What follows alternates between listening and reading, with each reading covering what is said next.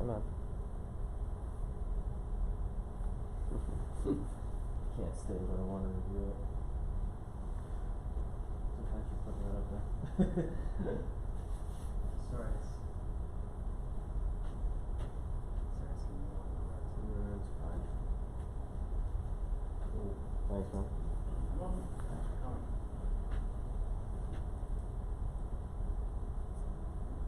Hey. Good.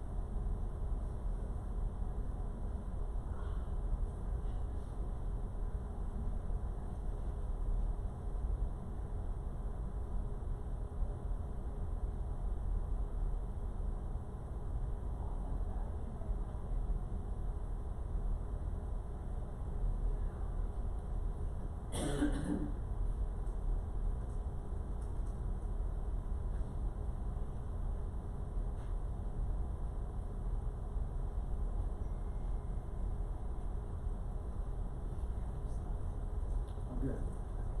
Did Adam stop it? Sorry about that. Yeah.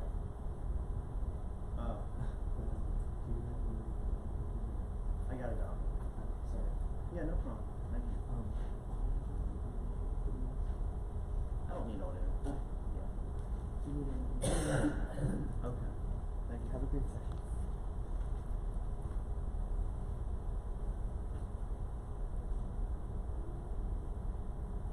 We'll get started in 2 minutes. 2 more minutes. Thanks for getting here early. And thanks for being here.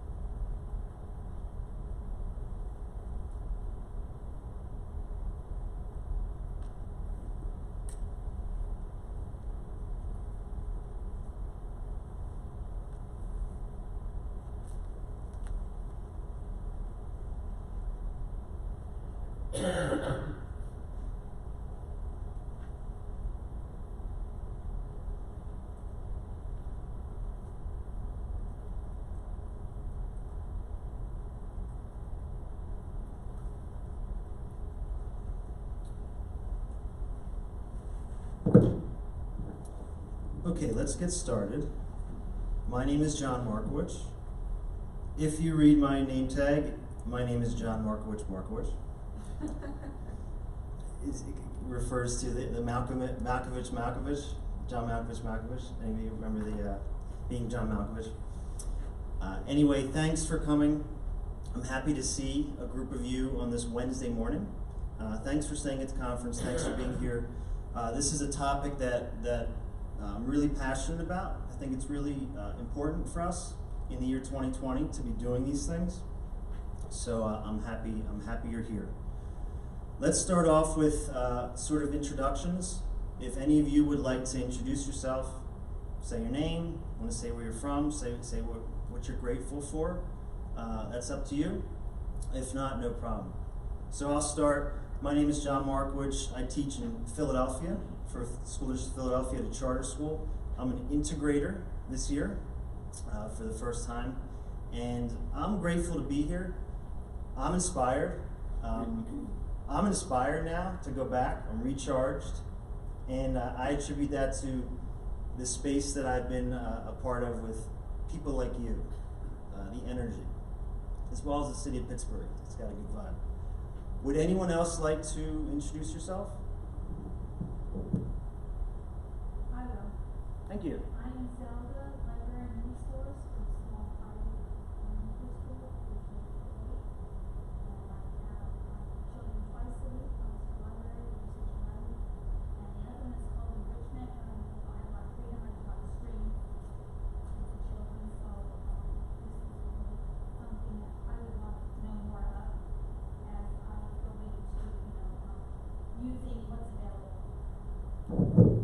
Thank you, Zelda. And yeah, and I forgot to mention what if there's something specific you're looking to get out of this session, because this can be broad, feel free to share that as well. Would anyone else like to go? Oh, okay. So let's get into the presentation. If you did not already, you can access it through this QR code. Who uses QR codes? QR codes it seems to be quickly becoming a norm and a really engaging way to access information.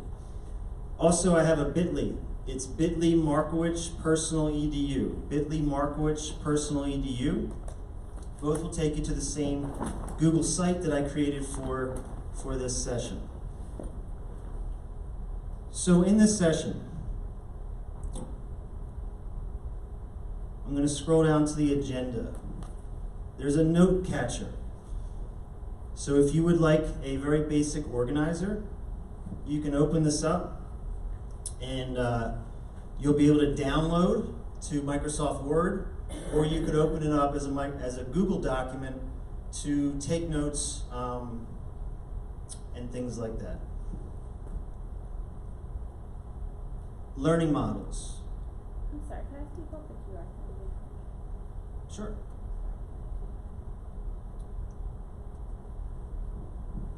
So the learning models, and I'll keep it up for another couple seconds. The learning models that I use, whether I'm working with students or whether I'm doing a PD session, and I try to do it at conferences as well, is a blend of what I call asynchronous, differentiated instruction, and co-learning. So by asynchronous differentiated instruction, I mean I encourage students to learn at their own pace. We don't want a one-size-fits-all, right, program. I'm sure many of us don't teach in a traditional fashion, the same thing to everybody. So I encourage you all to go through the resources. If you want to multitask, if you want to listen with one ear to what I'm saying or what other people are saying, feel free to do that. While you're also, maybe you have an earbud in and you're listening to some videos, you see something that catches your attention, you want to check out some Twitter folks, you want to check out some Google site resources, some podcasts, feel free to go through the resources, make this worthwhile for you. And again, when I work with students, when I work with staff at my school, I encourage them to go at their own pace. I don't want everybody to just be listening to me, because we're all different, right? We all have different interests. So the Google form, we're a small group, so let's sort of share out some things. What do you hope to learn from this session? Interested in being a lead learner.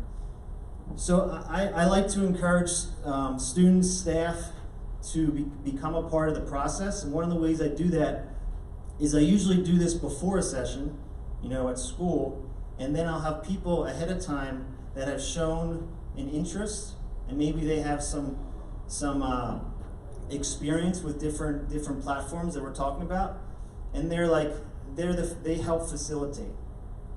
So what I'm going to ask is, does anybody have experience, say, with websites, with a Google site? You have a Google site, or you know how to use a Google site, or Twitter, or any of these platforms, and you're interested in sort of volunteering and saying, hey, if anybody wants some help during our time here, or maybe in the future, maybe you exchange information, I can help you and I'm willing to help you. So let's talk about websites. And in this session, I'm going to talk about using a Google site. Does anyone sort of want to be a lead learner as far as being a resource for Google sites? And please just introduce yourself.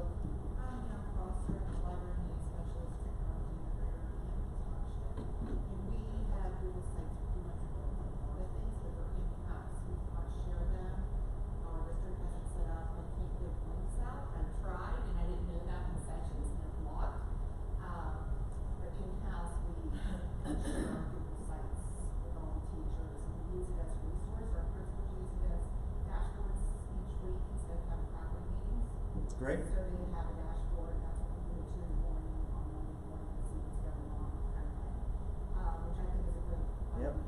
So we use it for tech development, PD, teacher induction. Great, and it's Anna? Aaron. Sorry. So Erin is somebody that has experience with Google Sites. Link up with her, she can help you in session, and I'm sure she's willing to help you as a further resource as well. Let's talk about Twitter. Twitter is another thing we're going to be talking about here. Who has experience with Twitter that would like to be a resource for other people? It's Justin. Hi, Justin. Honored to have you here. Okay, so Twitter. Who has experience with Twitter that would like to be a resource for other people in this session and outside of this session, perhaps in the future? Okay, no problem. And then micro-credentialing is the other big theme here. And I know some people just came in, so I'll put this slide back up. Who has experience with micro-credentialing that could be a resource for other people here or in the future and is interested? Okay, no problem.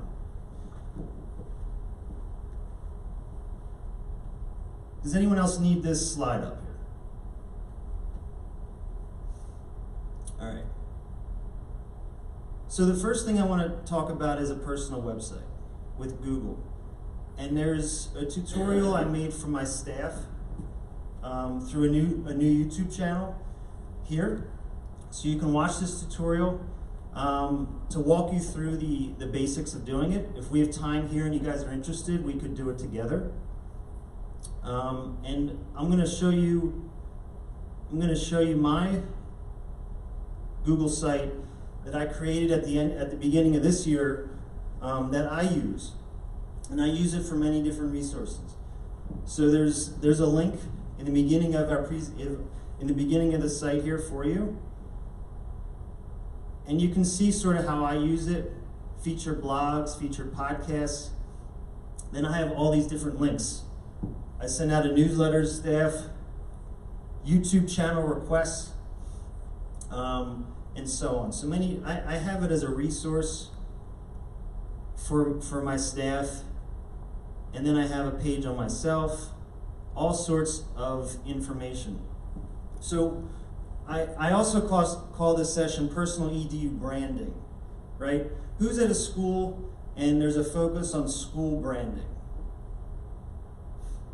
Okay, so I think if we're an educator in 2020, being a 21st century educator, things are going to move digitally, right? So one of the reasons why I have this website is so if I'm interviewing for a job or if I want to move to another job, things that I do are saved, right? And I can just leverage the website and say, here, check it out. Check out what I'm doing, some of the things that I'm doing. And of course, it also serves as a resource for people all around the world. So this is here for you to check out. If we have time, we can get into it more.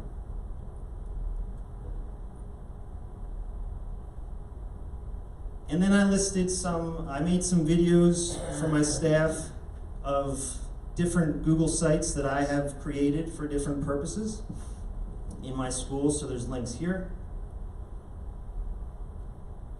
Now, Google domains. So this is kind of neat. Who has used Google domains before? What did you guys use it for? Personal website. So right. So this is neat. If you're not familiar, you can check here if a domain is available. If a URL, www.something. So you go to this link. If you're interested in taking a link, in purchasing a link, a domain, you can search here. And it's usually $12 a year. So if you have an idea, for me, a couple years back, I took johnmarkowitz.com, and then I took like Mr. Markowitz, Jonathan Markowitz, John Markowitz edu. $12 a year, you can have it. And even if you don't want to use it immediately, at least it's yours for another time. So I'm not going to get into talking about like creating a website through a platform like WordPress. But if you wanted to move outside of Google Sites and have a personal website that's more customized, you can save a domain for yourself. Any questions, comments so far? Yeah. Aaron. My husband has a business and he uses GoDaddy for his business. Okay. It seems we used to use WordPress and that was very, with the coding and everything difficult, but I found that GoDaddy has built-in leverage in there to make it, and it's so easy, it's wonderful too. So it's a little more expensive, but if you're not familiar with WordPress, it's a nice way to get started. And they really have, made a lot of progress and I'm really happy with that now. So I recommend that too. It's really nice and easy to use. Thank you, Aaron. Thank you for recommending GoDaddy. Yes. Our school uses GoDaddy for their website. Oh, do they? Anymore, and it's really easy to. Oh, yeah, Use they- it for even the teachers if they want. Some of us that are web administrators, it's very easy to use. Even if you know nothing about websites, it's easy to manage. Great. Thank you. Anyone else have any other comments so far about Google Sites, getting a domain? Any comments, questions, thoughts? Okay, so I'm going to move forward.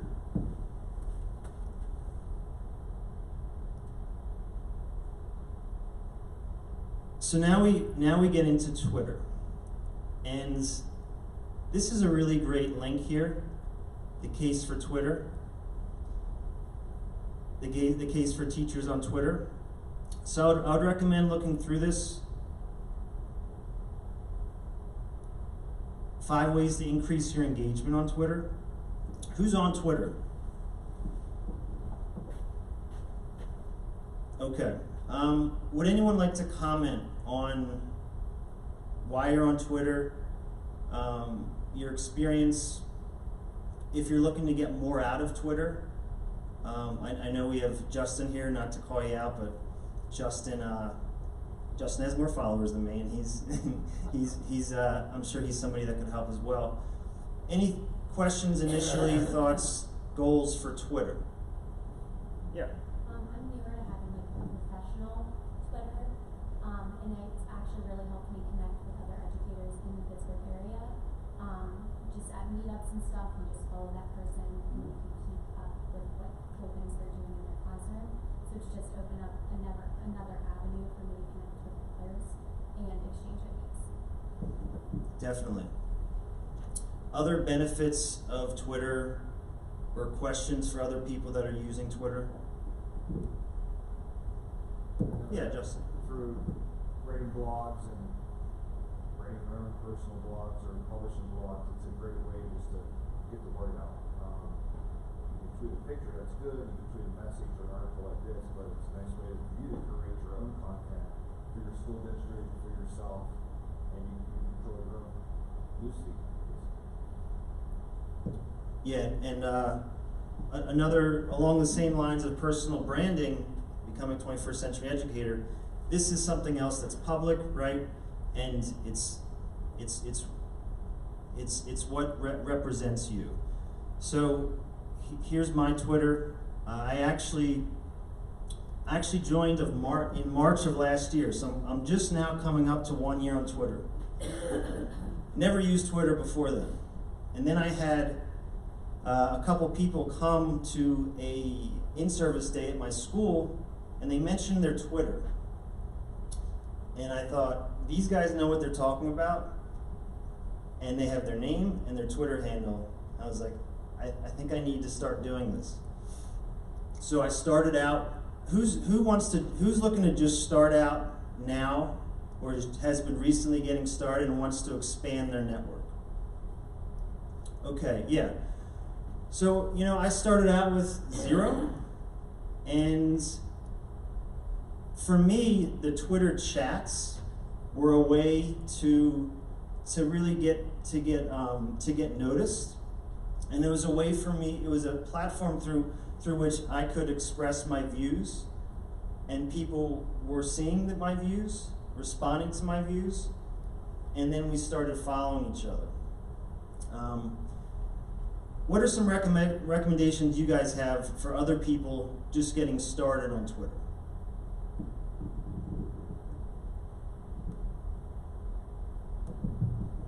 Okay, so another way is to look for people who are sort of leading the way on Twitter. So here are some recommendations I have here. Matt Miller, I don't know if it was at his keynote or one of his breakout sessions, he mentioned how Dave Burgess is his publisher, Teach Like a Pirate. He's really big on there. Who follows George Couros? Yeah, I would highly recommend him. How about Brian Aspinall? Okay, so Alice Keeler was a keynote at P&C. Clear the List. Who's familiar with the Clear the List movement? Okay, so Stu Lowe is doing some really great things in STEM, based in Hong Kong. So here are just some of my recommendations. Does anybody hear of some recommendations for other people to follow on Twitter that wants to share?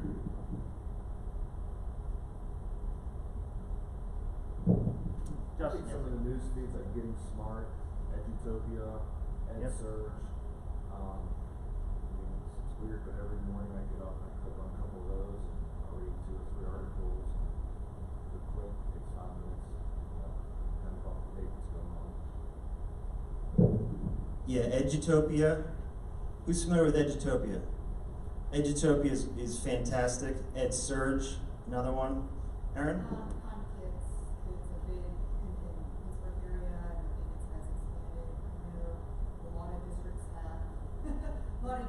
have their own kind kid clubs. I know we have one in my school. So it's Jam, Kind Kids, especially not even just your elementary teacher. We also share ideas in there. And I know we did a heart drive where the kids all send Valentine's to each other. So it's a good way to connect at least elementary. Doing a big chess tournament at the end of the year, connecting with other schools and do chess. And we sort of expand that out. So it's a nice way to connect with other classrooms doing the same things using hashtags. But I would recommend Kind Kids, Jam, Kind Kids. How do you spell that, Aaron? JAM.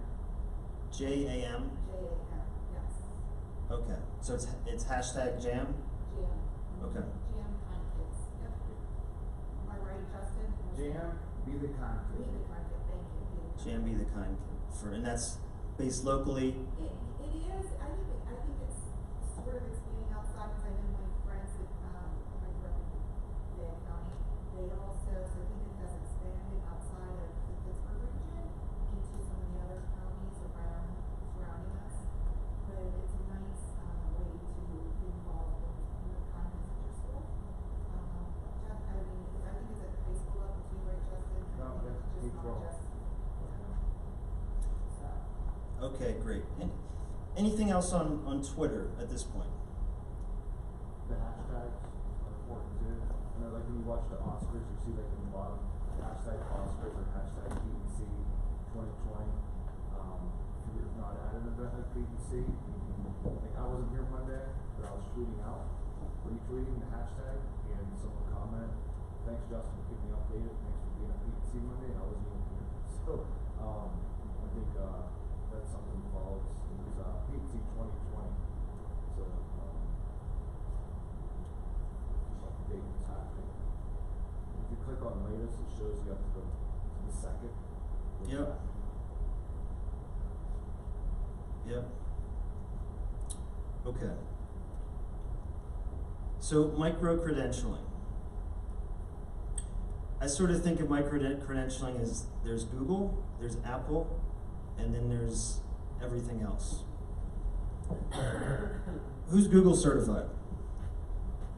Level 1, Level 2, Innovator, Trainer. Google Trainer? Good for you. Apple Teacher. Apple Distinguished Educator. Okay, so micro-credentialing, I think of micro-credentialing as also, sometimes we call them badges, or like mini certifications. So I think the big one is Google. And if you're not familiar, Google has level 1, level 2, and then you can go on to be a trainer and an innovator. So I highly recommend that. You do that on your own time. And with Google, you take a performance-based assessment for Google level 1, and it's somewhat in depth. So there's like some multiple choice questions, right? And then there's performance evaluation on they actually give you tasks to complete.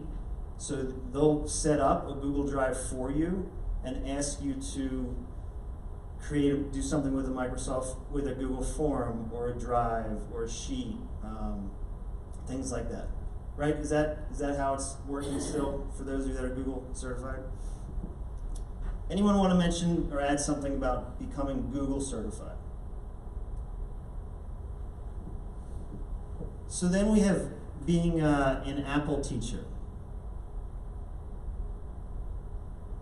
So there's the Apple program, being an Apple teacher, and being an ADE, Apple Distinguished Educator. And there seems to be a movement now in schools. How many of you are in schools and there's sort of a push to encourage staff members to become Apple teachers? Great. Did you want to say something about that? Yeah, so I work for a cyber charter school. So all of the staff have to become Apple certified. It's a requirement to join. We actually just became an Apple Distinguished school this past 3 months ago. So yeah, it's great. I mean, all the kids have an MacBook, they have an iPad, so it's really nice to use. What's your school name? 21st Century Cyber Charter School. Okay. Out of Pittsburgh, and then one story Philadelphia. And the Apple teacher process is also self-paced, but it's not that in depth, right? Becoming an Apple teacher, if you're not, is much less intensive, much easier than becoming Google certified. So if you're not Google level 1 certified, I wouldn't say it's hard, but it takes some more time. Becoming an Apple teacher, if you're not an Apple teacher, you can become an Apple teacher like in an hour. Maybe I'm exaggerating or not. Apple Distinguished Educator program, that's something that I'm aspiring to doing myself. That's another level of with Apple. I encourage you, if you're at a school that's one-to-one with or has a lot of iPads, MacBooks, if you're interested in using Apple products, go through that path. So now this link here, I found this link. It's a couple years old, but it has a lot of links to common micro-credentials, and it sorts them alphabetically. So the ambassadors are also included on this list. Who's an ambassador here? Okay, so I'm an ambassador for Merge VR. I was the ambassador for CoSpaces EDU. And so if there's a platform that you use that you're really excited about, I encourage you to check out to see if they have any ambassador program. Like Seesaw. Seesaw has an ambassador program. So check out this list. Class Dojo. What's that? What's the name of that website? This is edtechcertifications.com. edtechcertifications.com. And there's a link on the Google site I created. So again, if Bunchy has an ambassador program. So like, if there's a platform you're really excited about, somebody was in here yesterday for a session I had. He's really excited about WeVideo. He's a WeVideo ambassador. Okay.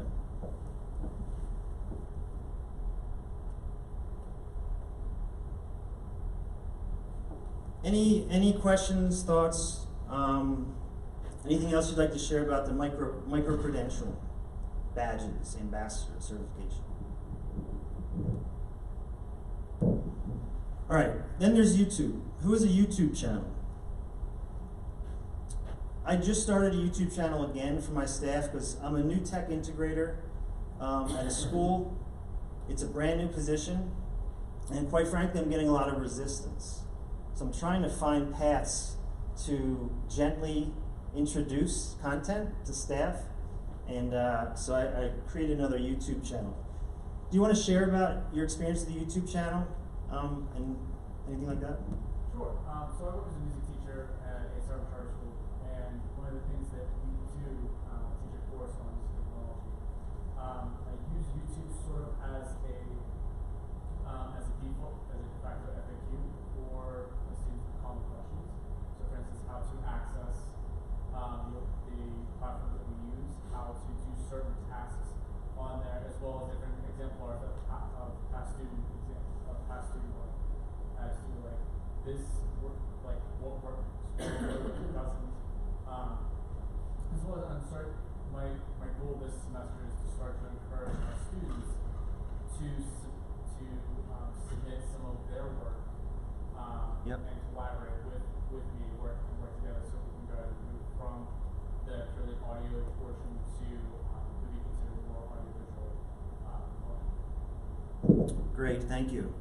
And I saw a couple people making notes, so I think that helps other people get some ideas. Any other thoughts, shares, questions about YouTube? I'm not going to spend much time about YouTube. Everybody knows YouTube. One thing I do want to mention is you might want to have your students make videos too, right? If you hadn't thought about it, even if you're making tutorials, doing blended learning in class, we could have the students create videos and share that content instead of us necessarily. So then there's LinkedIn. Who uses LinkedIn? Anyone want to share their experience with LinkedIn?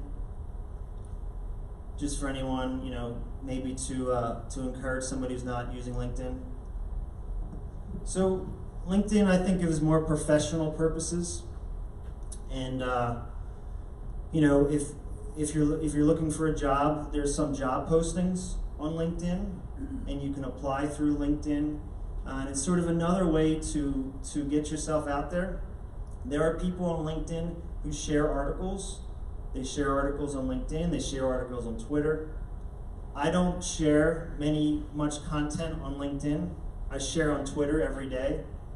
But it's another place to create your personal brand, to showcase yourself, to connect with other educators, like-minded educators around the world.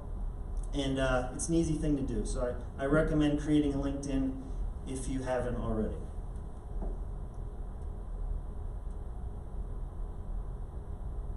So then I have future plans. I've been meaning to be a blog, to create a blog. Who's experienced with blogging? Anyone want to share your experiences with blogging? Okay. So my plan is to use Blogger because it's Google, and I enjoy using Google, and it integrates well with Google Sites and things. So that's all I'm going to say about blogging.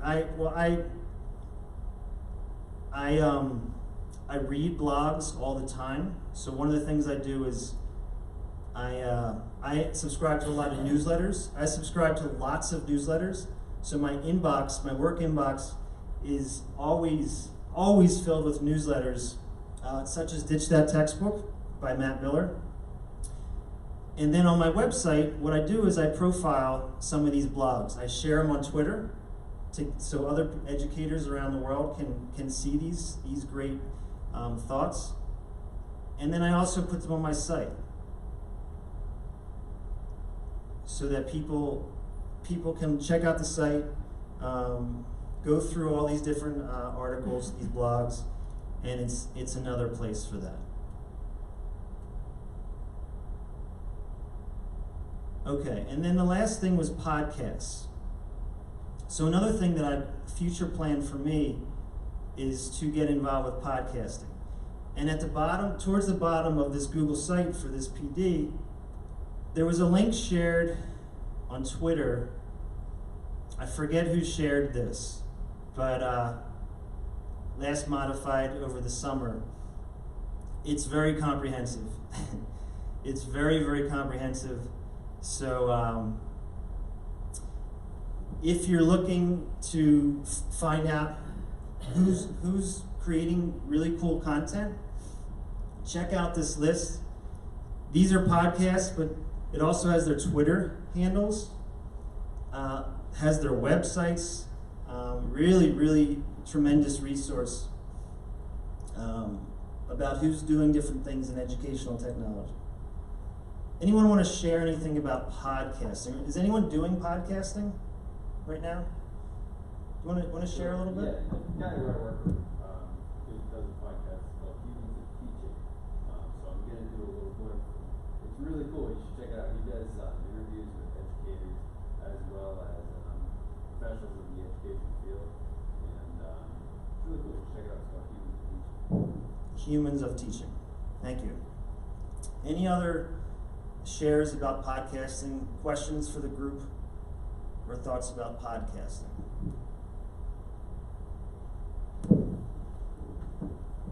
Okay, so it's 9:50. We have until 10:15 in this session. So I've covered a lot of things. What I can do now is I can help people. I can help you start a Google site if you're interested. We can talk about Twitter. We can talk about LinkedIn. You can search for a micro-credential and start, getting in the process. You want to start blogging, check out Blogger, look at different domains. A lot of different options, all having to do with building your brand, becoming perhaps a 21st century educator. So what I'll do is I'll wrap up the overall session. Anyone wants to stay, I would encourage you to move forward, and we'll work more in a small group or even one-on-one on something, and we'll do that. So the way I like to close is like this. So I go like this. So what is this? This is a hand, right? So who's interested in like quantum physics a little bit? So what's a hand comprised of? Fingers, nails, skin, hair. What's that? Muscle, bone, blood, right? Veins.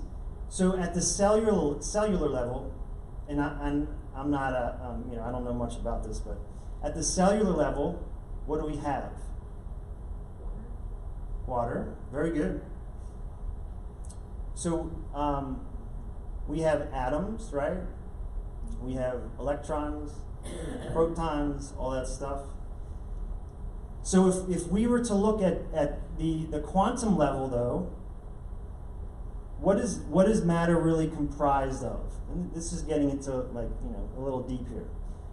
So if we're looking at the cells of our hand or the cells of any part of our body, what do we really see? What's it mostly comprised of? So it's mostly comprised of space. 99% of our cells are comprised of space, of matter, really. Any matter is comprised of space, 99%. So what that means is, so some other things, science now states that every 3 months, all of the cells in our hands are regenerated. All of the cells in our hands are regenerated. All of the cells in our body are regenerated every 2 years. So it's a constant process, right? Of multiplying, dying. Sometimes there's disease happening, then there's healing. So it's a constant flow, a constant process. So the idea is, right? We have it's the potential to be a hand, right? Some people think of it as a fixed object. This is my hand, right? This is my body. But in 3 months, it's a completely different hand, scientifically. So what would be some takeaways from that? How could that connect to our craft? Yeah? Teachers have to constantly remake themselves to be efficient and effective. Yeah, for sure. Yeah. You're not the same person you were 2 years ago. You're not the same person. Science would say you are not the same person that you were 2 years ago. What are the implications with a fixed and growth mindset? So scientifically, we are constantly evolving. We're constantly changing. Our students are always changing, right? So I just kind of want to leave you with that. Thanks for coming. If you want to hang around for additional assistance or anything like that, I'll be here till the end of the session. Thanks for being here, and it was great to learn with you. Thanks.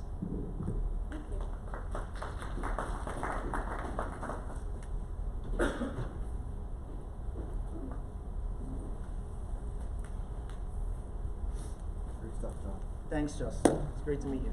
So those, all those links and resources, that document will stay good for Yeah. quite a while. Yeah, it's live. Very comprehensive. Thank you very much. You're welcome. I'm happy to share more. Am I able to get the link that I missed the first Yeah, 5 sure. minutes?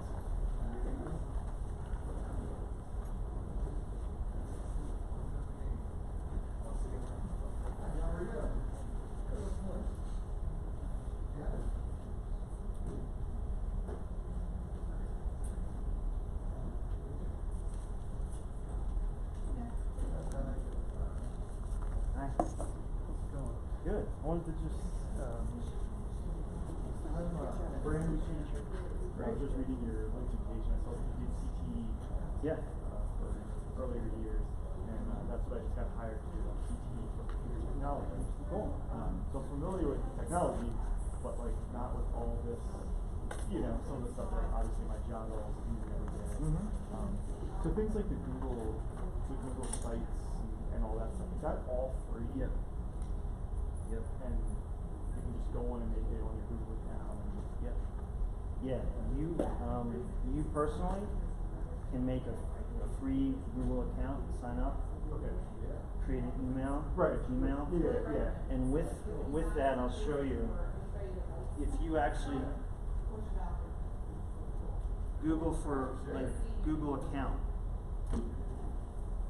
Yeah, I mean, I have my Gmail account, and I have all that. I guess I just never realized that the site thing still existed. I remember that years ago, and for some reason I kind of thought that went away. Yeah. The way they did the free sites and like custom domains, but they don't let you do the custom domains anymore without purchasing one.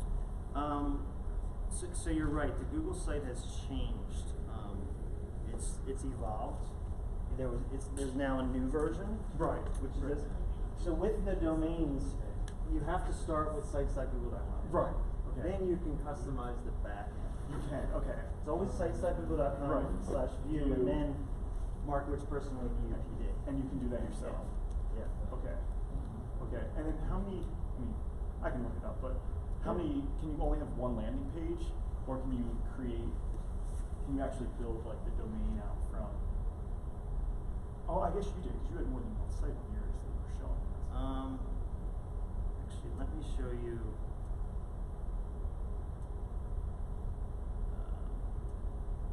The bigger site. So here, a lot of pages here.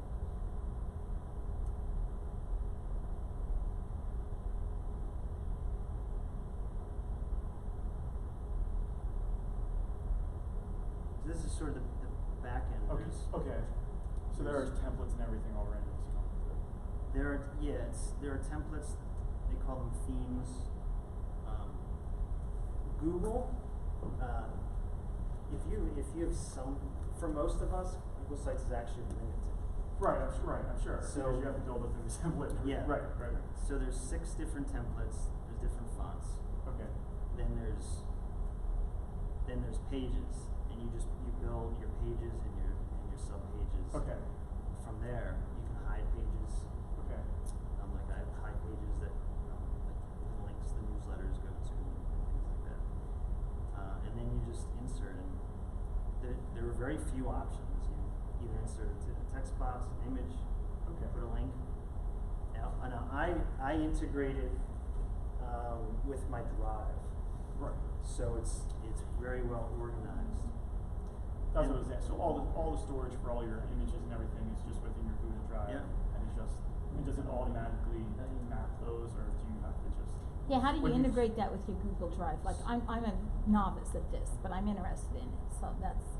So right. So in my Google Drive work, I create a folder from work which hub. And then like my newsletters, when I create a newsletter, I pull it in here, and then on the site I'll go to the newsletter page.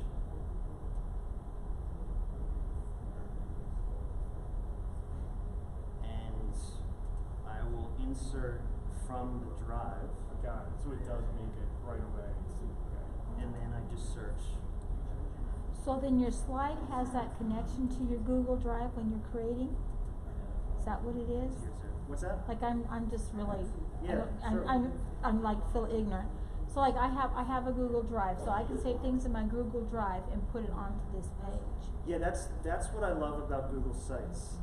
It integrates with sites will pull right from. It's an option. Okay. It's an option to pull from your Google Drive. Okay, I see that. All right. Or you upload externally. Or you embed a link.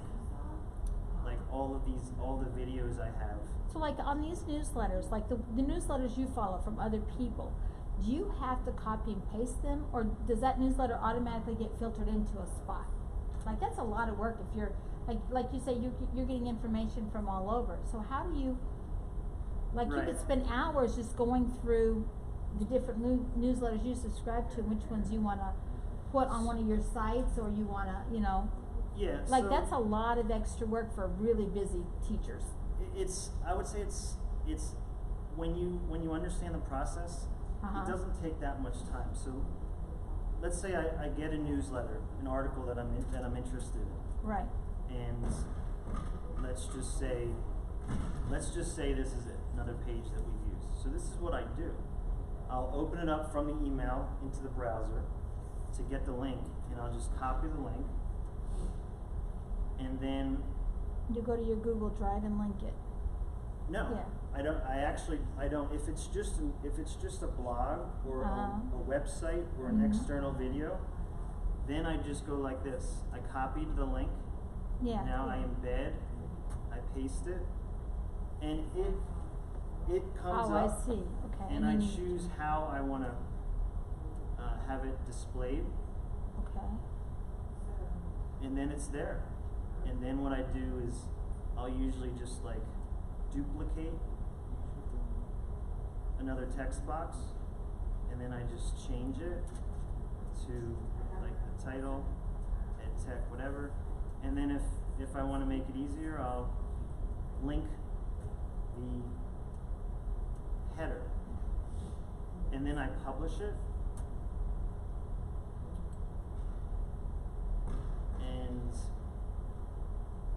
lot. They've actually made this way easier than it used to be. Yeah, it is. Now, what about security? Like if I'm thinking about doing a stream page, cause I do a lot of stream lessons for our school to publish. So what about security? Like, can everybody see this when they just research when they just type in your, is this public knowledge here, or do you have it to where it's only accessed for your school people, or your school community? How do you do that? Publish settings. Okay. I don't. Because I could see myself doing this, but I could see my school saying they want control over anything that we publish that have to do with school. Like our website, only so many people. At least block it there so it can't be searchable. You can make it private. Yeah, but how do you let other people, like if you just want to share it with your school community, let's say other people have like Google school accounts, like G Suite or Google Classroom. Yeah. Like if we could just share it through there, is there a way to do that? You would provide the link. A lot of Google settings are like sharing options are, do you want to make it public or do you want to make it private? Like in the drive, for example, sharing. Yeah, available only to someone with this link. Anyone with this link, specific people who you would share it with. So if it's a private document, you can make the site private so that it's like not. our students and parents have these accounts, so I'd only want to share it maybe with them. Yeah. Because our school is really concerned about privacy settings. Yeah, sure.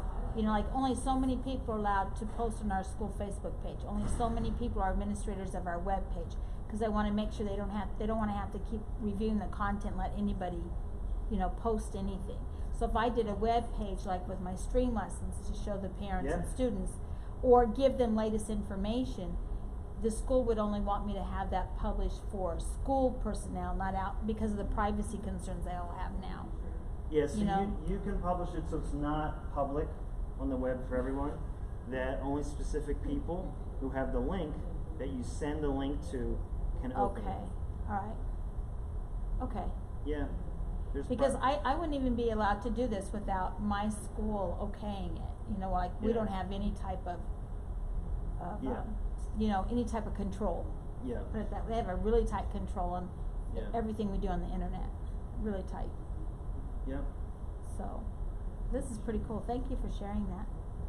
Yeah, thanks for asking. If you're looking for something simple that's pretty good, it's aesthetically pleasing. Mm-hmm. It'll get the basic information on. Anyone can use it without any coding experience. I don't have any much coding experience. Mm-hmm. Like the G Suite.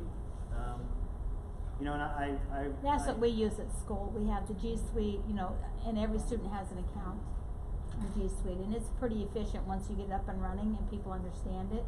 It works really well. And I had a session yesterday on blended learning.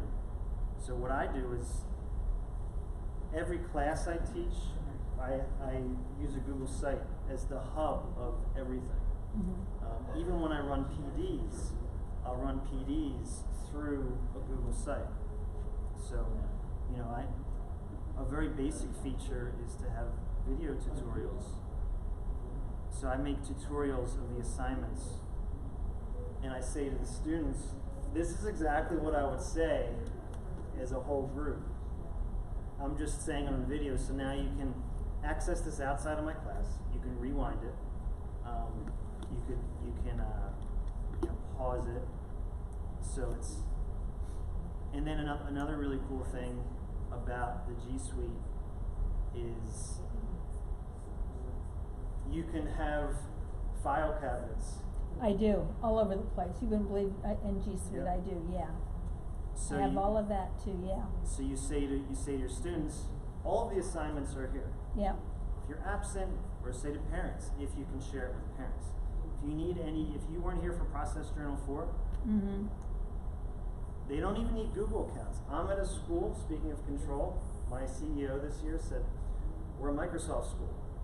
No kid's allowed to have a Google account. So I said, all right, well, they can't open it with Google Docs, but they have Microsoft accounts. So it downloads as a Word document.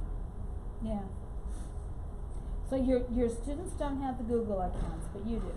You do everything through Google, but you have to then transfer it over to. So I'm working around the control. Right.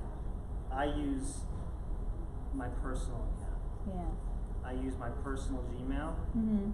and I just use it. I use it Yeah. in school. See, now our school gave everything we do now is on Google Classroom and G Suite. So all the children have a personal classroom account. Yeah. And you post everything, and so everything is saved. Everything is Yeah. streamlined. It's wonderful. I have Oh, topics yeah. and subtopics, all their Google Docs. They can get in and you can make a copy for each student. Type in the answers. They submit it electronically. No more them saying you lost my paper. You know, like no, it's not. It's right here on the internet. I'll make a copy for you. Google Classroom, right. To have a hub of kids' assignments and to gather their resources and deliver instructions. How come you guys aren't Google friendly then in your school? What made you change to Did you change to Microsoft? This is my first year there.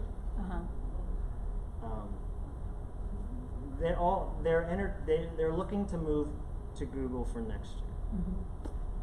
It's a battle. There's a lot of resistance. Well, there is in our school too, except for the teachers that use it are really coming on board, and now we're encouraging the other teachers. I was one of the first ones to come on board. Yep. And when they see how well I can organize things and not lose things, or what you don't. I mean, I still have a paper trail, but if anything gets lost, it's right there, and I have dated. You know what? It's so organized when you're teaching different things to different people, and you got it because I'm pre-K through 8, so you can Right. imagine the things I have to keep track of. So it's great for that. Yeah, at the younger level, Google Classroom, Schoology for middle school, high school, Canvas is the other popular Yeah. LMS. Well, we can only use the one the school tells us we can use. Right. So, Yeah. so I like what we're using. I think there's probably other things out there that would really serve us well, but the school's not open to. They can't even get everyone on board for the Google Classroom, the G Suite, let alone something else. So we have to do one step at a time. But thank you. You were very helpful to Sure. me. Thank you. Yeah. Colin, do you have any other? No, I think I'm good, thanks. You told me I need to do the Google Teacher or Educator course, because I think that way, Level one. I've always used Google and I'm familiar with Gmail and stuff, but just not all these other tools that they're using. And for example, I don't think any of the other teachers I've really spoken with none of them are using the sites as far as I know, so I'll just start building one out. And you recommend doing it on your personal account, right? Not on, or should I do it through my Gmail? If you have a school Gmail, absolutely. Do it through the school Gmail. Yeah, but only put school stuff on your school. Right, that's right, Gmail, 'cause yeah, right, everybody, right. your administrator and Right, people it's you don't everyone even gonna know see can it. access Sure. it. People way up in your IT department, Can- can right, see it. So And one thing don't put about, any personal, information on your school account. Sure. one thing about Google One certification, Google is really nice. They give you there's training. So I see this, it really guides you. Now, one other thing about the Google sites, I've created Google sites in the past, and I left the school, and the sites are no longer active. Because of erasure, So, like, if you're making a personal portfolio of slides, you just keep in mind. Oh, that's a good idea. Save it elsewhere if you It's want not- to use it for It's not class specific. And you can actually have a different Google account as a collaborator on a site. Okay. So you might want We to. won't get deleted then, You might still. And feel free to continue to connect. If you guys want to Yeah. collaborate, exchange ideas. Yeah, I linked up with you on LinkedIn, so I'll definitely. Good. Because, I just saw you soon. I'm coming out of the industry. Since I saw you were doing CTE, I thought it's our first time to do that. That's Yeah. interesting. Cool. All right. Thank you very much. I appreciate Thank it. you. Yeah, thanks. Sure. Thanks for all the help. Good. I go to my next session now. Thank you so much. That was really helpful. You're So, welcome. Yeah, maybe I'll have time to work on this today. Hi.